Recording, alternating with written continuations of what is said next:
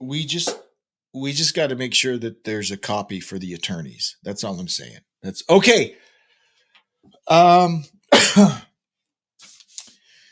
it's Friday, and that means it's time for a Friday edition of the Classic Guitar Rock Daily Update. And I come to you with my hat in my hand, figuratively, not literally, because I'm having a bad hair day, so I'm not going to take my hat off. But figuratively, I come to you with my hat in my hand to offer an apology. I owe you, the viewers at home, an apology. And I've waited too long, because I should have done this yesterday. So the day before yesterday, or earlier this week, I can't remember. And Marlon, thank you for checking in. Yeah, yes, we're waiting. Would you please get to this apology? So here's what happened. Earlier this week, I mentioned that Angel had dropped a new single from their latest album. The song is called Once Upon a Time, I think is what it's called. And I directed you out to YouTube to watch this video of Angel. Now, Angel, while they do have the coolest logo ever in the history of rock and roll, because remember, I talked about how you can flip it upside down and it still says Angel. I mean, that is just flat out cool.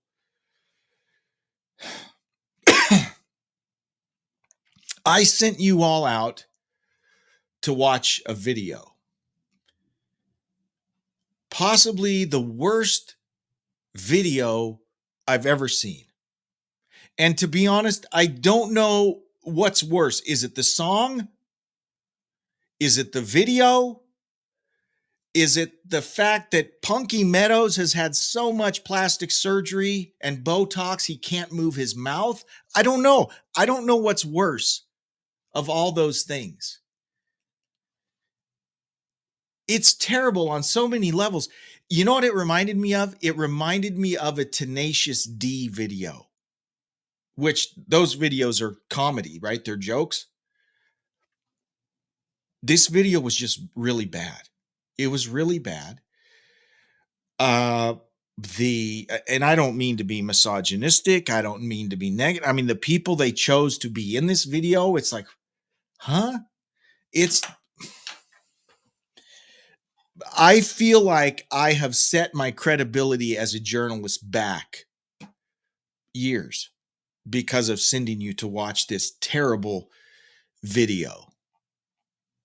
And I've mentioned that Angel I like Angel. I mean, they're not one of my favorite bands, but they got some catchy tunes.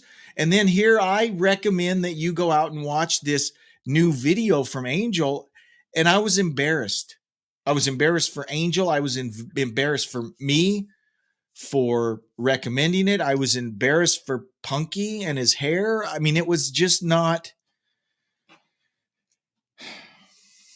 It was unfortunate. Now, don't all of you rush out now and watch that video because, well, maybe you should. And you'll see exactly what I'm talking about.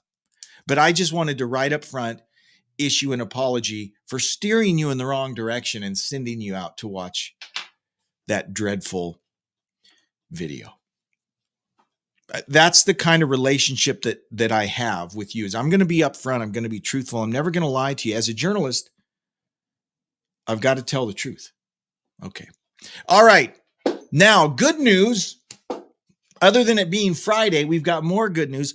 Black Sabbath will revisit their oft overlooked Tony Martin era with the upcoming box set called Anno Domini, 1989 to 1995. And I'm just going to, a spoiler alert, I just coincidentally have an email that just came in yesterday, and I don't know if this person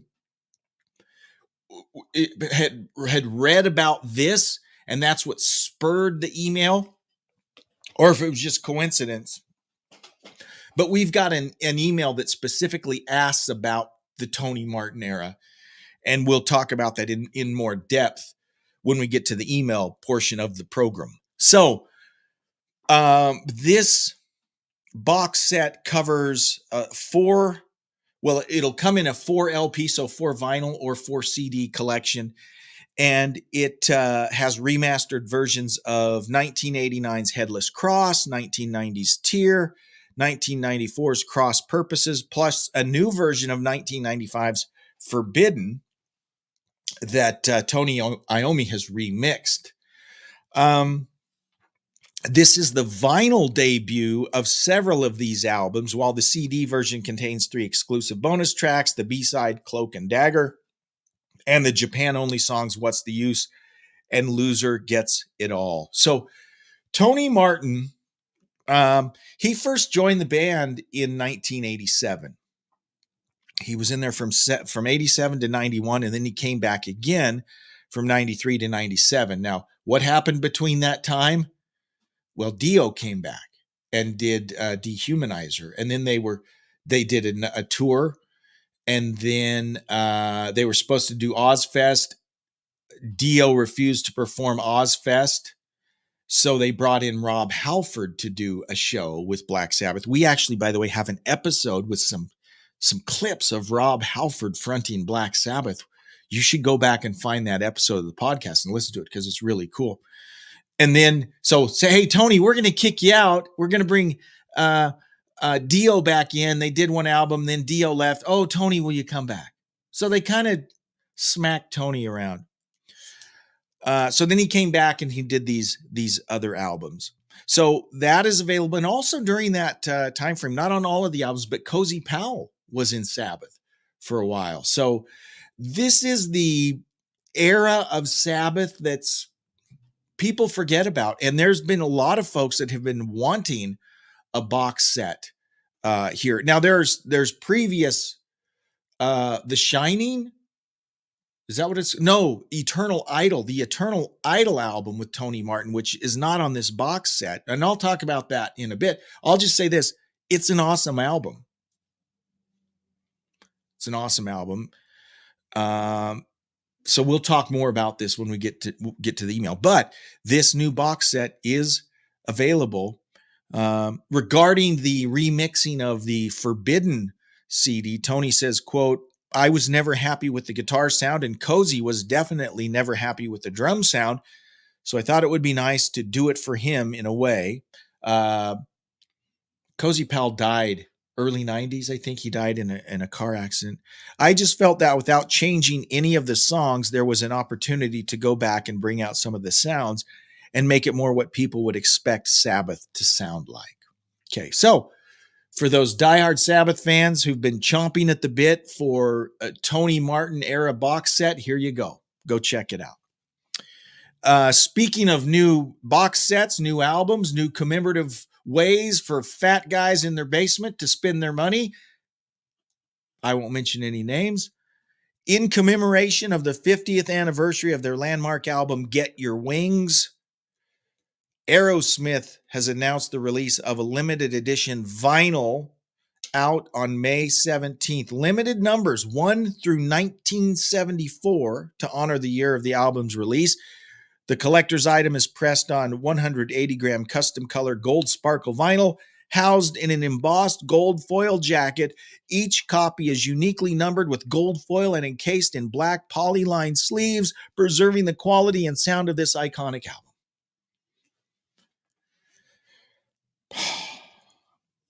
Hey, if you want to buy it, that's great. Okay, this is what the companies are doing now is, hey, we don't want to make any new music, but let's make another package that people will fork out money on. Old guys in their basement. I won't name any names. So this is available now. If you want to get this, I mean, it's a limited series. They're only making 1 through 1,974. So limited run. You can get those. Won't sound any different than the one you already have, but it'll be in a cool gold sparkle, and it'll be one of only 1,974. Peace of Mind chimes in and says one of Aerosmith's best albums. Absolutely. It's a phenomenal album. Peace of Mind, thank you for being here today. Peace of Mind also said this just a second ago. I do struggle with the Martin era, Tony Martin. It's got that very 80s sound, but I'm going to revisit them. Yes, yes. Stay tuned, Peace of Mind, because that's exactly what I want to talk about in the email portion when we get to that. A new video, we talked about this a couple weeks ago. Mark Knopfler's released this song called Going Home, theme from Local Hero. That was a movie he did a soundtrack for. None of us remember the movie, but Mark Knopfler did the soundtrack. And what they've done is they've re-released this song with more than 60 artists helping out. This is all for a charity. It's all for charity. It's all to raise money. And if I was a real journalist, I would have the actual foundation that it benefits, but I didn't get it. But Knopfler recruited famous pals for the update of his song originally written for the 83 movie Local Hero. We've already mentioned the biggies, right? Clapton, Frampton, David Gilmour, Bruce Springsteen, and Slash. But I am going to read you the entire list of the artists that are on this one song. Okay?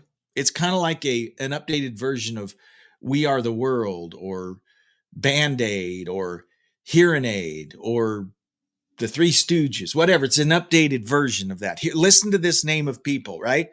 Joan Armatrading, Jeff Beck, Richard Bennett, Joe Bonamassa, Joe Brown, James Burton, Jonathan Cain, Paul Carrick, Eric Clapton, Ry Cooder, Jim Cox, Steve Cropper, Sheryl Crow, Roger Daltrey, Dwayne Eddy, Sam Fender, Guy Fletcher, Peter Frampton, Audley Freed, Vince Gill, David Gilmour, Buddy Guy, KG Hayano, Tony Iommi, Joan Jett, John Jorgensen, Mark Knopfler, Sonny Landreth, Albert Lee, Greg Leese, Alex Lifeson, Steve Lukather, Phil Manzanera, Dave Mason, Hank Marvin, Brian May, Robbie McIntosh, John McLaughlin, Tom Morello, Rick Nielsen, Orianthi, Brad Paisley, Nile Rodgers, Mike Rutherford, Joe Satriani, John Sebastian, Connor Selby, Slash, Bruce Springsteen, Ringo Starr, his son Zach Starkey, Sting, Andy Taylor, Susan Tedeschi and Derek Trucks, Ian Thomas, Pete Townsend, Keith Urban, Steve Y, Waddy Wachtel, Joe Lewis Walker, Joe Walsh, Ronnie Wood, Glenn Worf,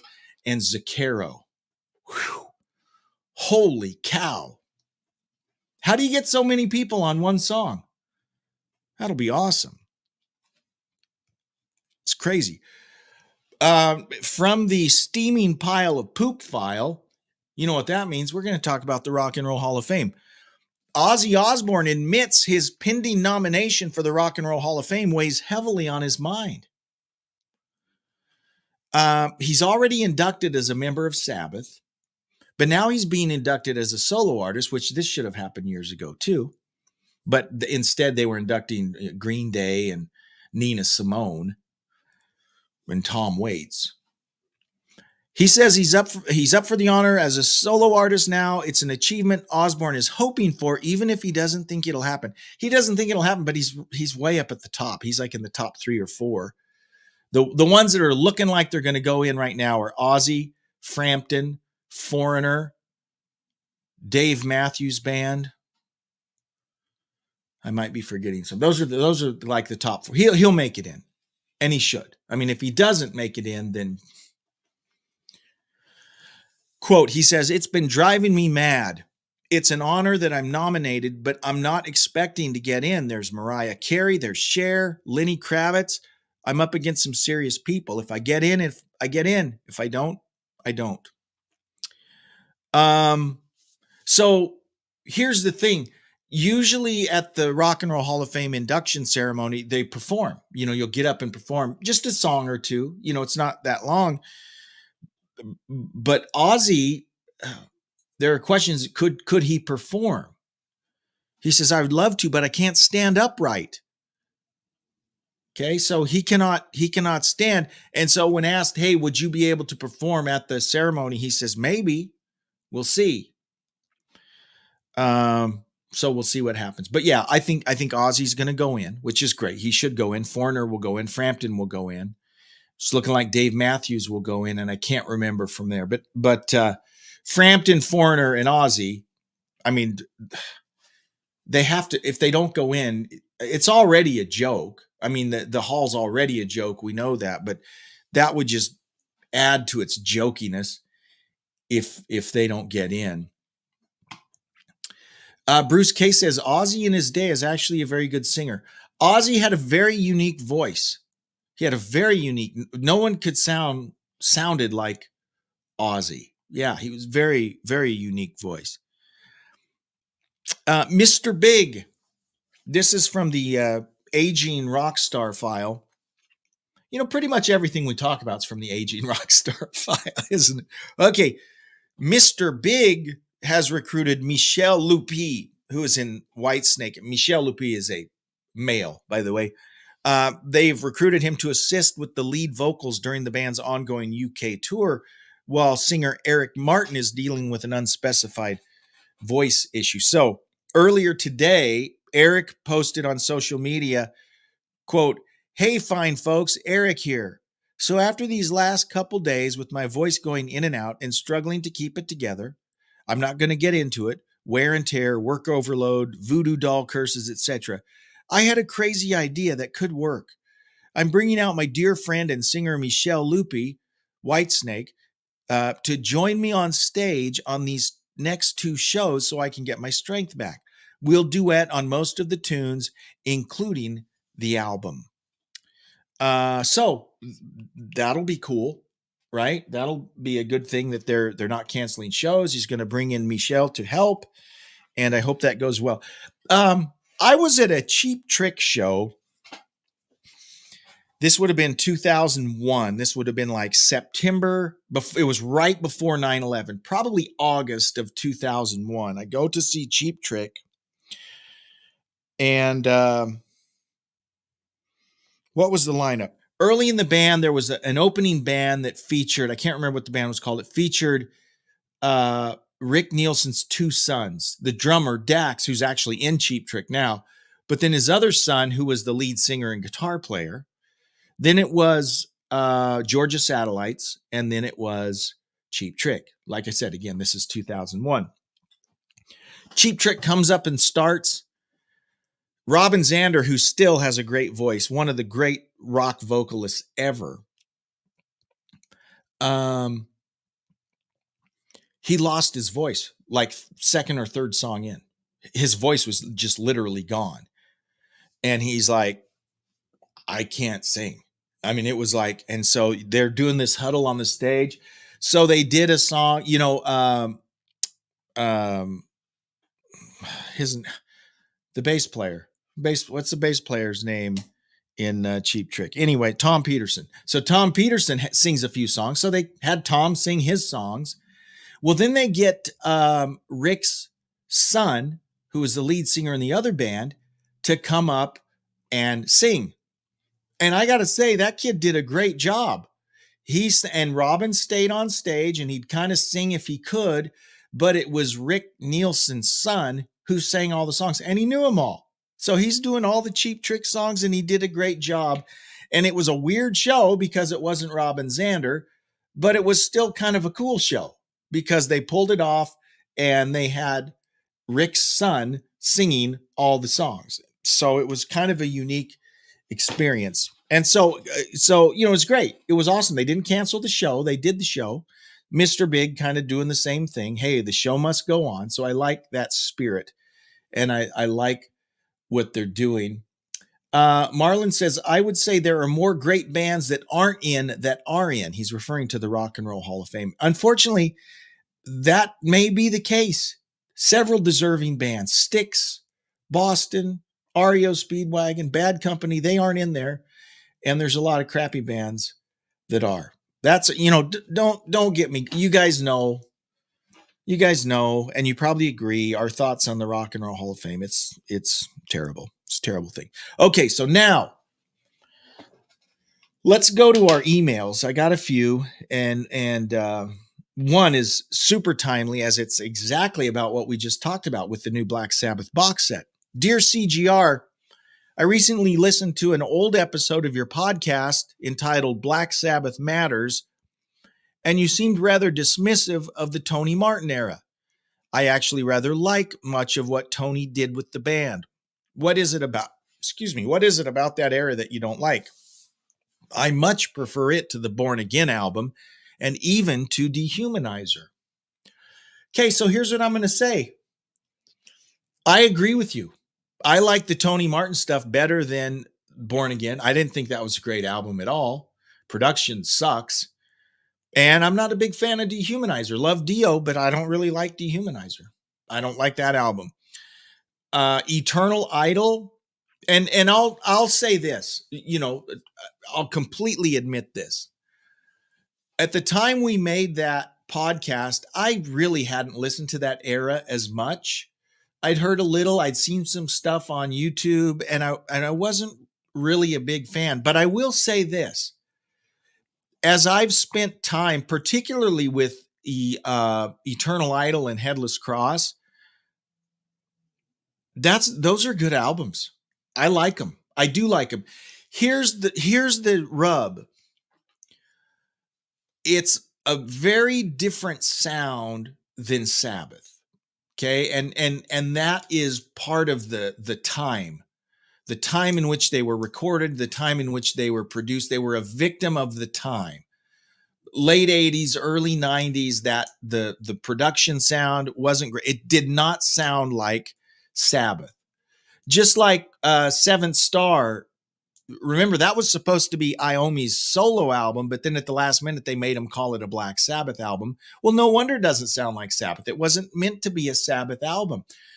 Even that is a pretty good album. Seventh Star, Eternal Idol. I mean, Eternal Idol is, I would way rather listen to Eternal Idol than like Never Say Die. I mean, that's better than some of the classic albums, Greg F., he's talking about Tony Martin. He says, me too, I discovered them later. Tony is a great singer, and he is a great singer, very talented guy.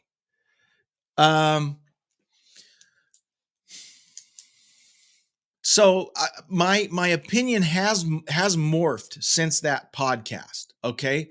Now, Tear, Forbidden, not as much into those, but I'm not going to say they're bad. There's still some good stuff on there.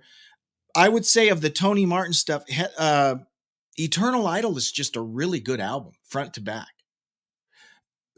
Production-wise, like I said, it sounds different than Sabbath. Headless Cross, same way.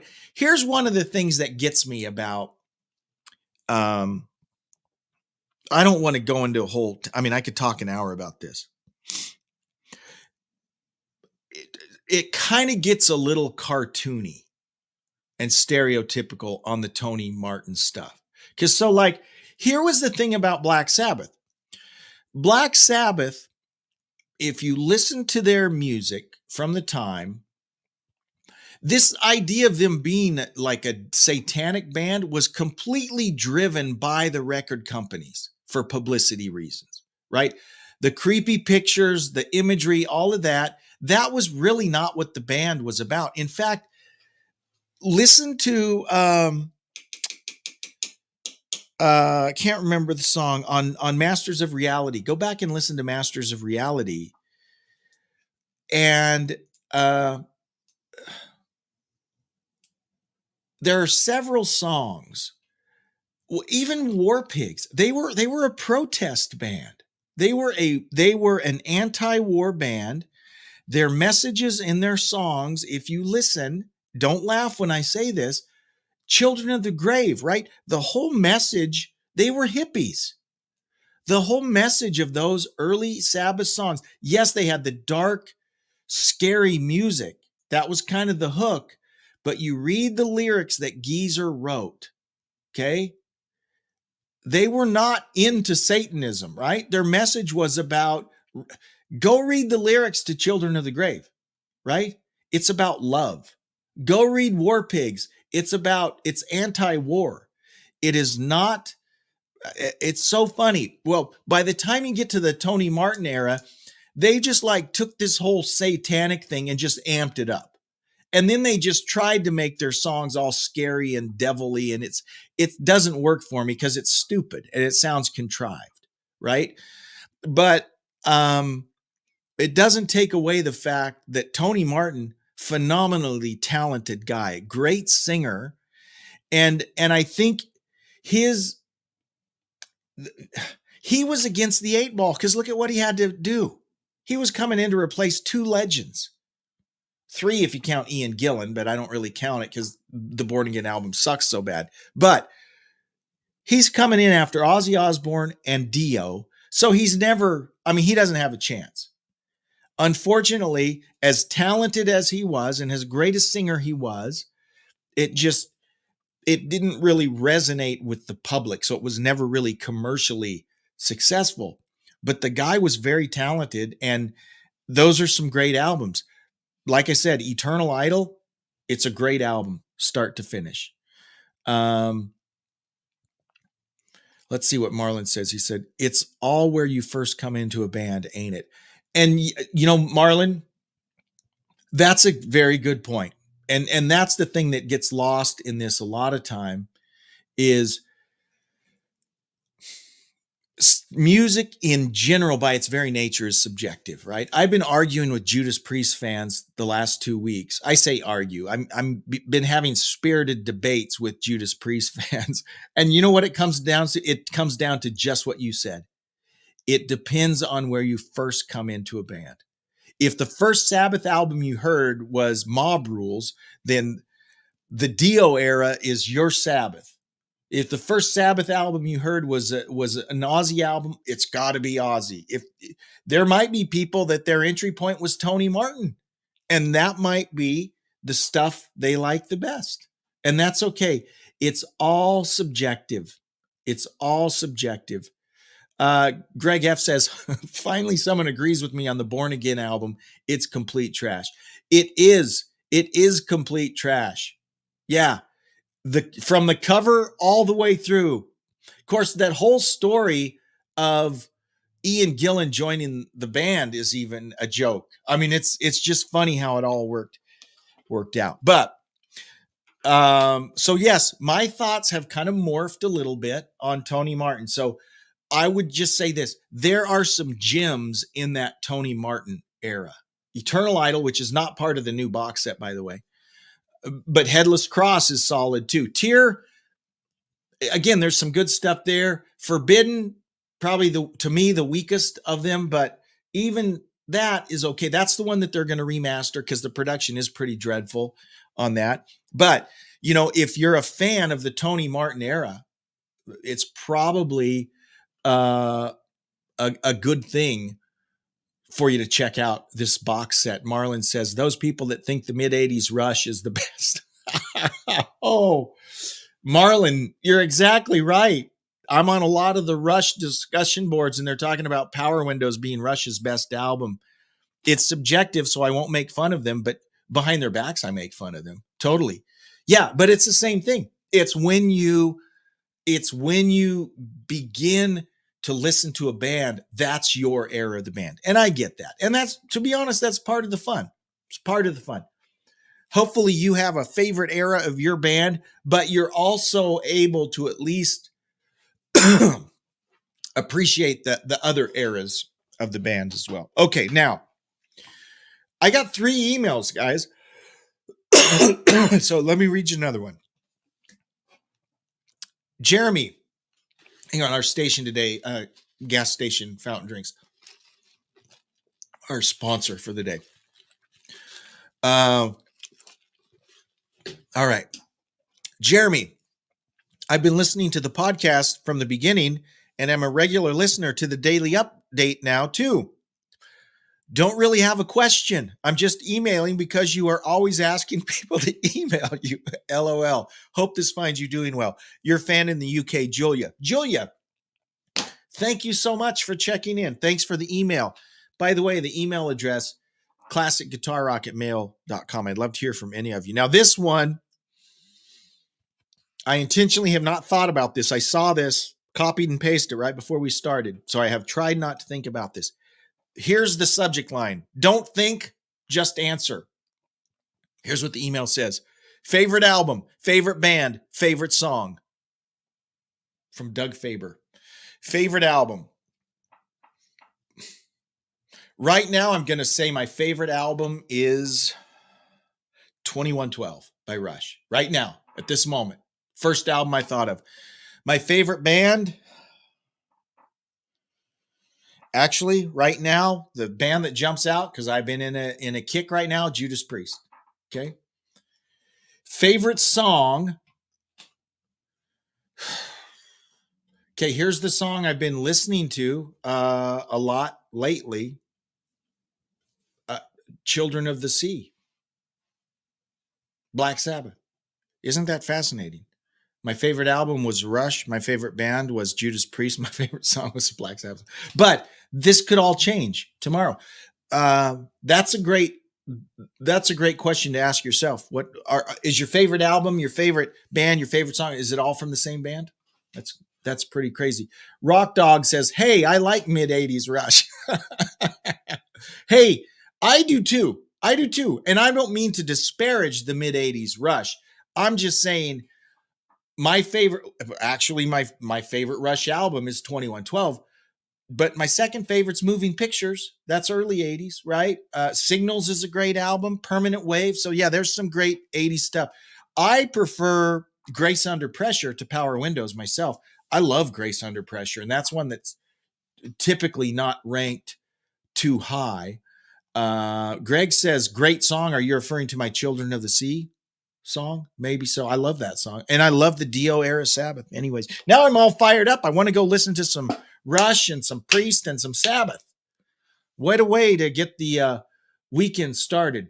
Thank you guys for checking in live. Thank you all for the emails. You can always email me at classicguitarrock@mail.com. I hope you have a wonderful weekend, and we'll do it all again on Monday. Take care, live long, and prosper. Bye-bye.